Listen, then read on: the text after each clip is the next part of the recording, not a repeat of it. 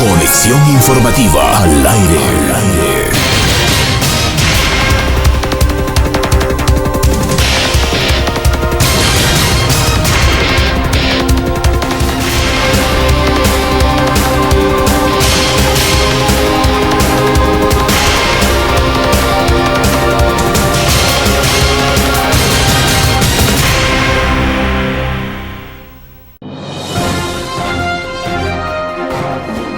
Conexión informativa al aire.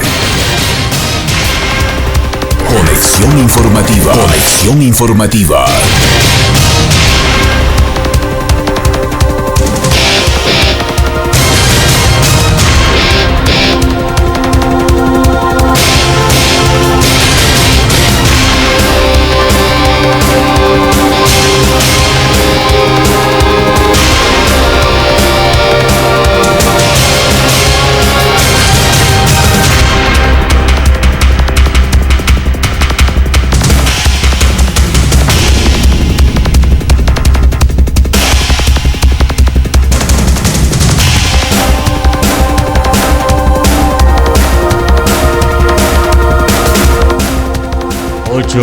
Ocho de la mañana con 5 minutos, estamos de retorno en Conexión Informativa.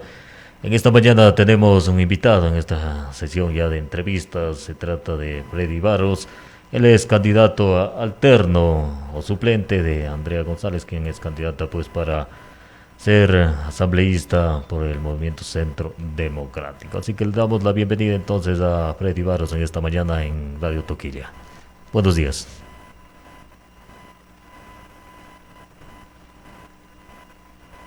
Vamos a ver si nos... Buenos días, estimado Freddy, ¿cómo está?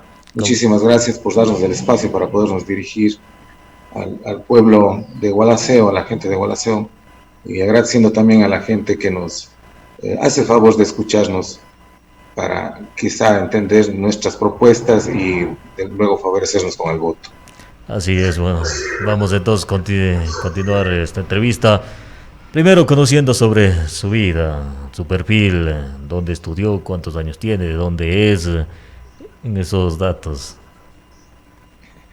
Sí, bueno, yo hice mi escuela primaria en la escuela Luis Cordero, luego pasé al Colegio Técnico Salesiano, donde culminé mis estudios secundarios, pues luego hice una carrera carrera corta de tecnología industrial en la Universidad de la SUAY.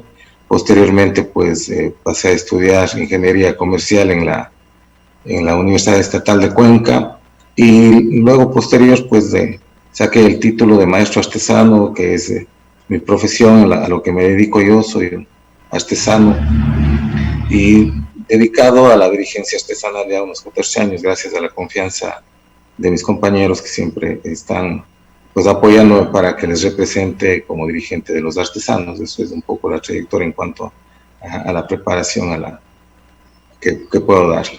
Justamente, ¿cómo se dio su incursión en esta propuesta de ser candidato alterno para llegar a la Asamblea?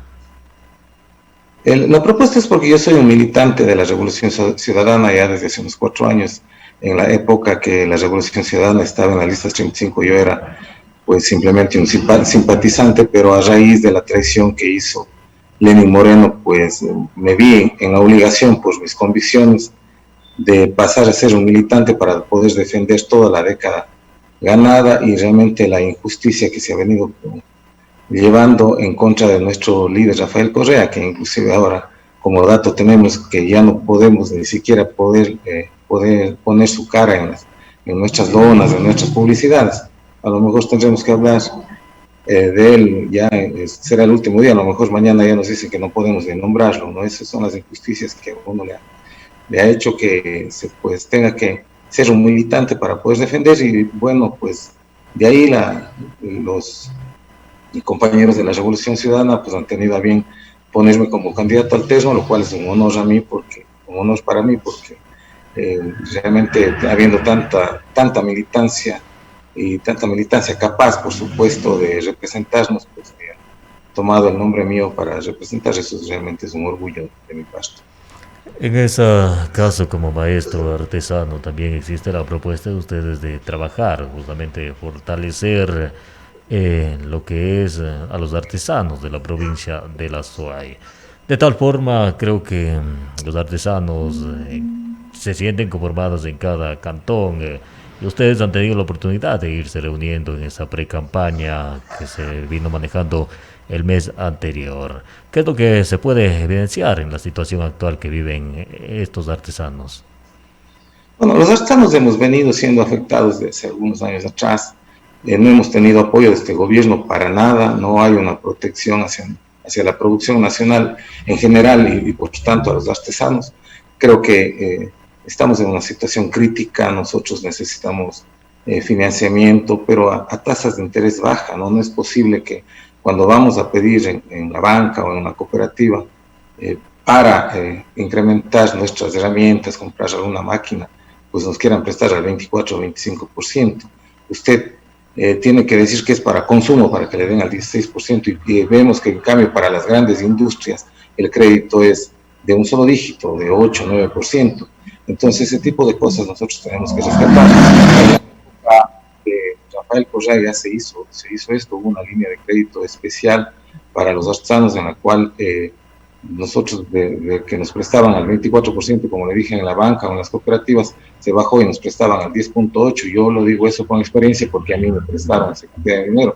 Hubo líneas de crédito como el 5 que era $5,000 a 5 años plazo a la tasa del 5%. Todo se implementó para que nosotros podamos trabajar de mejor manera, podamos hacer nuestros productos y poder vender, sobre todo también cuando el gobierno de Rafael Correa se puso las salvaguardias, hubo una protección a la producción nacional y de eso fuimos muy beneficiados los artesanos. Todo eso tenemos que retomar para volverlo a hacer, para proteger a nuestros artesanos y ahora hacerlo de mejor manera. Tenemos que tomar todo lo bueno y lo malo, o lo que faltó hacerlo, volver a hacerlo en este nuevo periodo que tengamos que hacerlo, porque usted entenderá que cantones como Gualaceo son mayoritariamente artesanales, cantones como Cuenca y otros cantones de la provincia, pues, y necesitamos apoyar para que se genere fuentes de empleo, que es una de las mayores preocupaciones que tenemos, creo, la mayoría de ecuatorianos y la mayoría de población azuaya. Como le decía, creo que hay conformaciones en cada cantón, en gremios de artesanos, pero también los artesanos, los pequeños artesanos, creo que los que más producen en las parroquias, en zonas alejadas, y viven de eso, pero lamentablemente el producto, lo digo porque he podido visitar a quienes tejen la paja toquilla, los sombreros, y reciben muy poco ingreso por esa cuestión. ¿Cómo ayudarles entonces para mejorar su situación económica de acuerdo a la labor, al trabajo, al tiempo que toma hacer todo ese proceso? Sí, nosotros tenemos proyectos para mejorar la economía popular y solidaria. Tenemos que capacitarles para que, más allá de cómo producir y cómo hacer, creo que somos ya capaces de hacerlo. No está de más si a lo mejor nos dan o les damos unos cursos, como dice usted, a los pequeños productores, pequeños artesanos. Pero más allá de eso, tenemos que también ayudar en el sentido de la comercialización. Porque si no vendemos nuestros productos, de nada vale que a lo mejor hasta que nos den un crédito. Si no vendemos el producto, no vamos a tener ni cómo pagar. Esas son cosas que se tienen que hacer, pero eso se logra conversando con la gente. En mi experiencia, nosotros tenemos que conversar y hacer las leyes desde territorio. Las leyes no pueden ser hechas desde los escritorios. Eso ya tiene que cambiar. Es por eso que yo he aceptado estar en esta lista, porque tenemos que dar los insumos. No es posible que se hagan las leyes y luego se venga y se diga, vamos a socializar. Ya está hecha la ley y nos vienen y nos leen qué va a hacerse y nos dicen, no, eso es lo que ustedes necesitan. ¿Cómo saben o cómo sabemos nosotros lo que necesita todos los diferentes sectores, como usted lo nombra, en las pequeñas parroquias? Por ejemplo, la gente que vende el sombrero de paja toquilla. Si bien es cierto, los artesanos en sí coincidimos en algunas necesidades, pero hay cosas puntuales. No es lo mismo el sector del calzado que se está mayoritariamente en Gualaceo, que a lo mejor los mismos tejedores de paja toquilla, que pueden estar unos pocos kilómetros al lado. Es diferente las circunstancias. Entonces, eso tenemos que ir consultando uno por uno todos los sectores y levantar datos de campo para poder hacer las leyes. Ya estamos cansados de que nos vengan y los grandes iluminados, como se dice, nos vengan y nos digan, esto se hace, esto necesitan. Ustedes, a mí me ha pasado personalmente. Se han presentado leyes de nuestra ley, la ley de defensa del artesano, todos los años se quiere cambiar, todos los años se quiere dar de baja. Y a mí me ha tocado debatir, inclusive, soy muy sincero con gente, inclusive de la Revolución Ciudadana misma, porque nos dicen esto es lo que necesitan. Y les digo, compañeros, vamos a preguntar y veamos si es que es eso. No, pero esta es una linda ley, sí, digo, de pronto en la redacción está muy linda, pero en los hechos no está. En nuestra propia ley, por ejemplo, se maneja algunos aspectos, como decir, en el año 97 se codificó y se debía hacer muchas cosas que ni eso mismo se ha podido cumplir. Entonces nosotros siempre vamos a la ley de defensa del artesano y para los pequeños artesanos pedirles que se asocien, pedirles que formen gremios, que pertenezcan. Yo soy vicepresidente de la Federación de Artesanos de la SUAY en este momento, y pedirles que formen parte de nuestra federación para poder saber sus necesidades y poderles defender de la mejor manera. Usted decía la comercialización.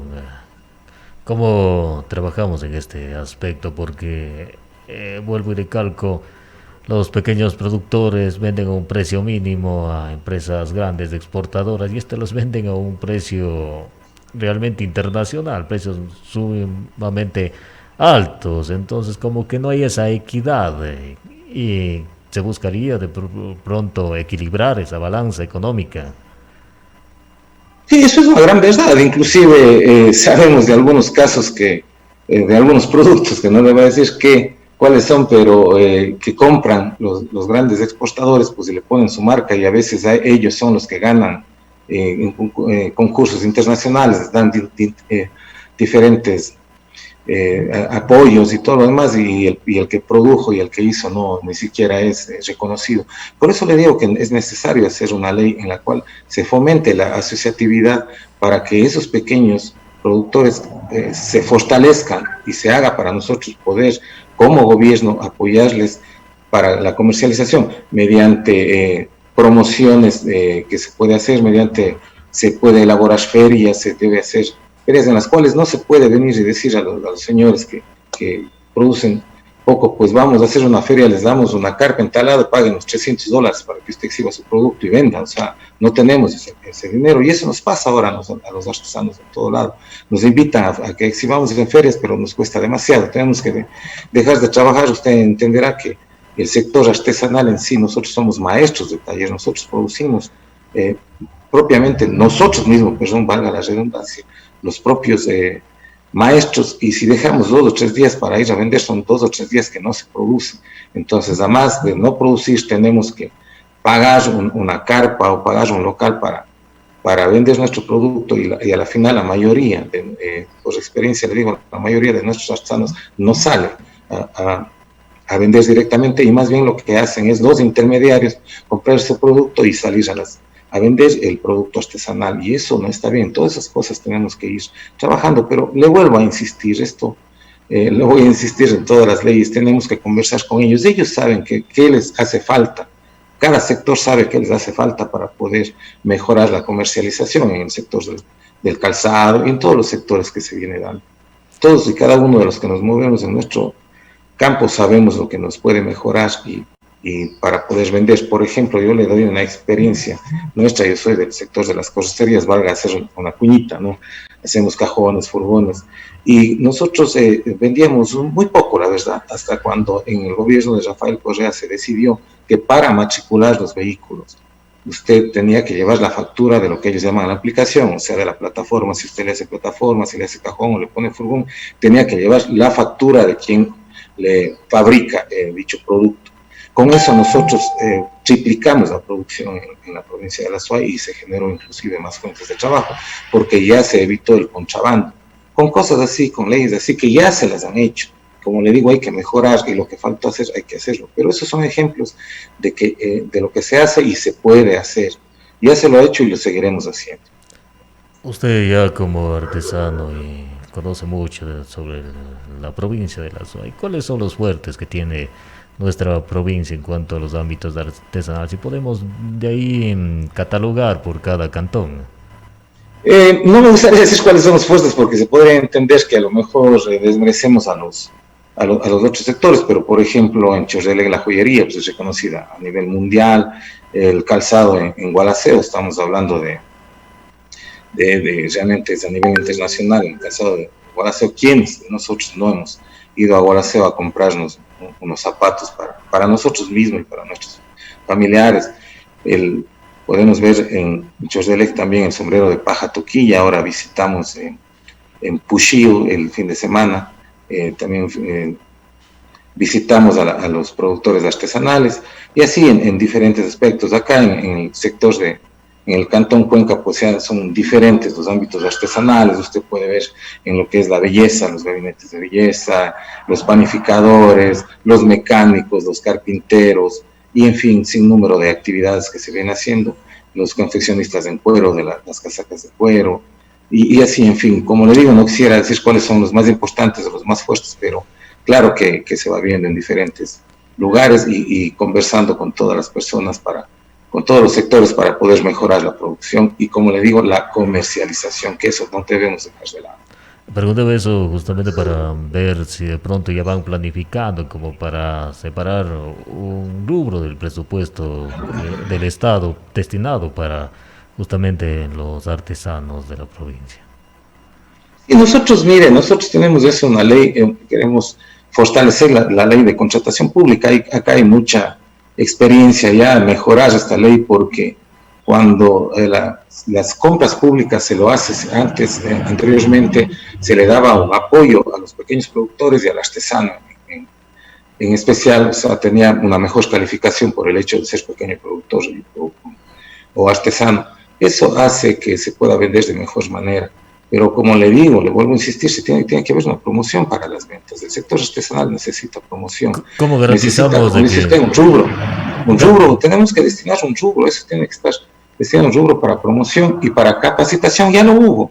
A nosotros nos daban capacitaciones, nos ayudaban a hacer asociaciones, pero lamentablemente todo se ha perdido en estos últimos 4 años, ¿no? Quizás cuando teníamos eso ni lo valorábamos, a lo mejor ni siquiera asistían algunos compañeros a las capacitaciones, pero ahora que lo hemos perdido, créase que muchos compañeros dicen cómo quisiéramos ahora tener alguna capacitación y algo para poder vender de mejor manera. Inclusive ahora en esta pandemia, qué importante hubiera sido que de parte del gobierno nos den alguna capacitación para poder hacer las ventas en línea, para poder manejar de mejor manera pues este tipo de entrevistas, este tipo de tecnología para poder vender, ¿no?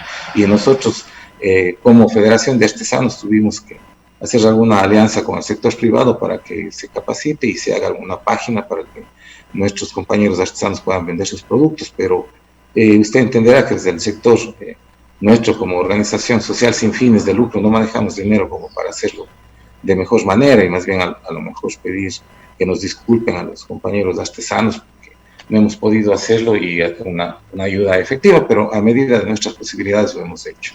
Claro, la capacitación es necesaria para fortalecer la calidad del producto, que eso en realidad para que se pueda exportar hay que exportar productos de calidad y por lo tanto hay que dotar de maquinaria, infraestructura, tecnología. En ese caso, todo lo que viene también es del exterior, la tecnología. De pronto reducir los aranceles, impuestos para que puedan acceder a esto los artesanos. Mire, por ley nosotros no tenemos que pagar impuestos para importar, por ley, está en nuestra ley, pero en la práctica no se ha dado eso. Nosotros desde la Asamblea tenemos que regular que se cumpla esto. Tenemos que, si es que hay que modificar en alguna parte algunas leyes que a lo mejor se contraponen una con la otra y no dejen que esto sea efectivo y no dejan, sobre todo que sea rápido, ¿no? O sea, yo tengo amigos que intentan importar alguna maquinaria, alguna materia prima, algo de eso, y se demoran 7, 8 meses porque les piden una cantidad de documentos para hacer efectivo esto de que no paguemos impuestos. En el sector del calzado de Gualaceo, por ejemplo, si es que se podría traer máquinas, que en el sector artesanal tampoco es que traemos máquinas que van a hacer solitos el calzado, van a fabricar solos cualquier producto, porque eso ya no sería ser artesano, pero sí tecnología para que nos ayude de pronto algo de materia prima, pero no es efectivo. No he conversado con amigos de Gualaceo, conocidos de Gualaceo, como dice usted, pues ya en el sector artesanal, en la organización, uno va conversando con diferentes personas, y créase que todo el mundo se queja de esto, ¿no? Que a pesar de estar en la ley que no debemos pagar ningún tipo de impuesto a nosotros y de aranceles, pues simplemente no se cumple.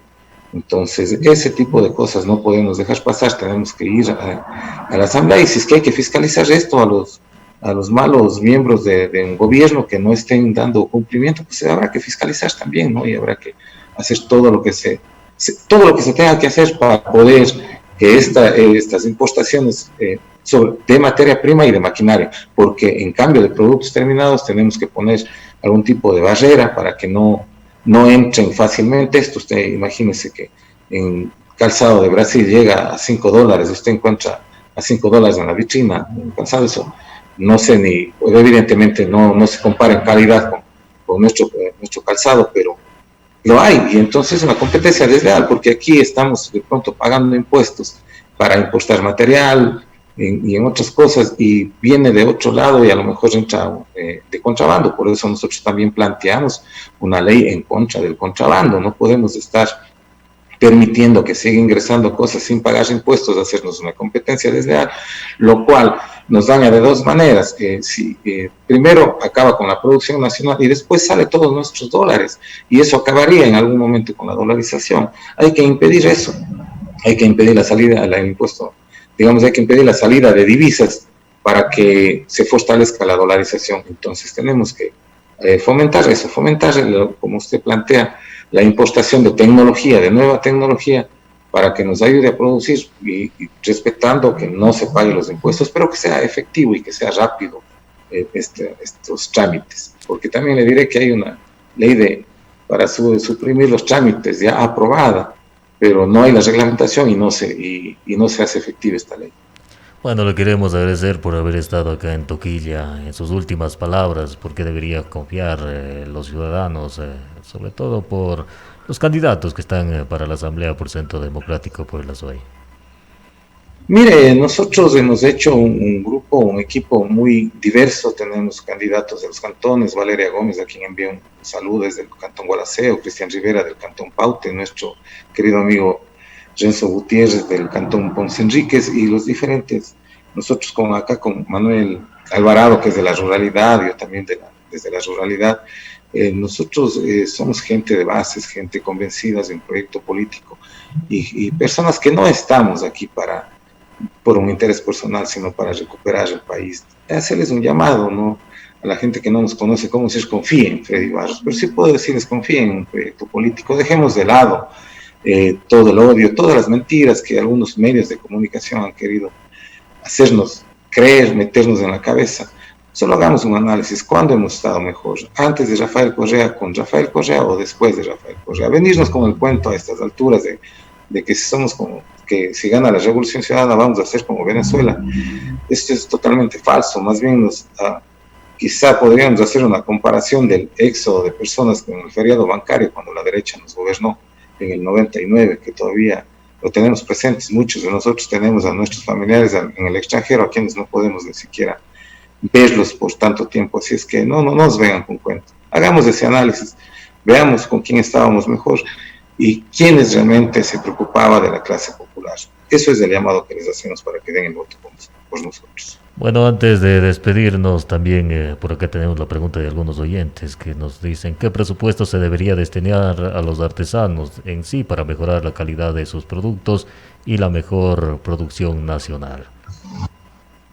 Eso depende de cada sector. Nosotros no es cuestión de poner y dar dinero por dar. Nosotros estamos haciendo nuestra ley, por ejemplo, la ley del empleo joven del primer empleo, en donde va a haber 1.000 millones de dólares para el copago de la nómina.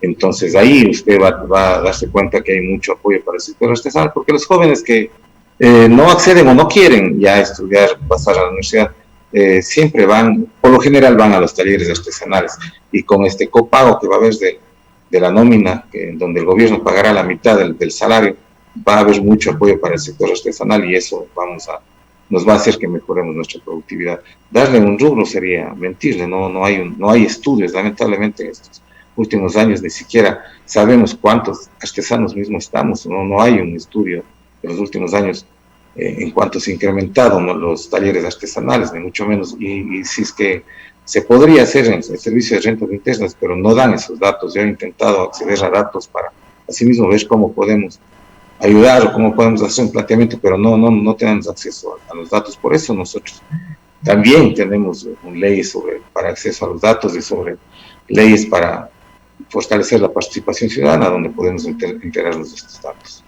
Bueno, entonces habría que hacer un censo en este caso por cada... Exactamente, hacer un estudio del sector. Muchas gracias por haber estado esta mañana en Toquilla Radio, Freddy. A usted, querido tocayo, un gusto conversar con usted.